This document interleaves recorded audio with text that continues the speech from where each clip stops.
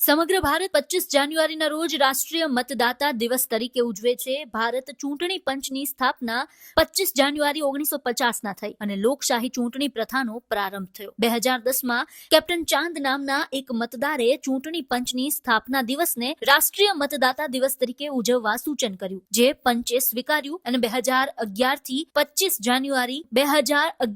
25 જાન્યુઆરી રાષ્ટ્રીય મતદાતા દિવસ તરીકે ઉજવાય છે. ગીર સોમનાથ જિલ્લામાં બાણેજ એક એવું મતદાન મથક છે જ્યાં ફક્ત એક મતદાર માટે જંગલમાં ખાસ મતદાન મથક ઊભું કરાય છે, જેને માટે 8 કર્મચારી સવારે 7 થી સાંજે 6 વાગ્યા સુધી કાર્યરત રહે છે. મતદાતા વહેલો મતદાન કરી લે તેમ છતાં સ્ટાફ સાંજ સુધી રોકાય છે. આપને જણાવી દઈએ કે સોમનાથ, પ્રભાસ પાટણમાં અને જૂનાગઢમાં ભારત દેશમાં ચૂંટણી પ્રથા અમલ શરૂ થઈ તે પહેલા ભારત સંઘમાં જોડાવાનું દેશનું પ્રથમ મતદાન થયું હતું. પહેલા મતદાતા નિશાનવાળા બેલેટ પેપરમાં ચોકડી રબર સ્ટેમ્પ લગાડી ઉમેદવારની પસંદગી કરતા. બાદમાં ઈવીએમ અને વીવીપીટી આવ્યા અને હવે તો ઓનલાઈન મત પ્રથા વિકસી રહી છે. મહત્વનું છે કે લોકશાહીમાં એક મતનું ખૂબ જ મૂલ્ય છે, કારણ કે દેશ વિદેશમાં વડાપ્રધાન પદમાં, રાજ્ય પંચાયતો અને પાલિકાઓમાં માત્ર એક જ મતને કારણે ઉમેદવારની હાર જીત થયાના અનેક દાખલાઓ છે.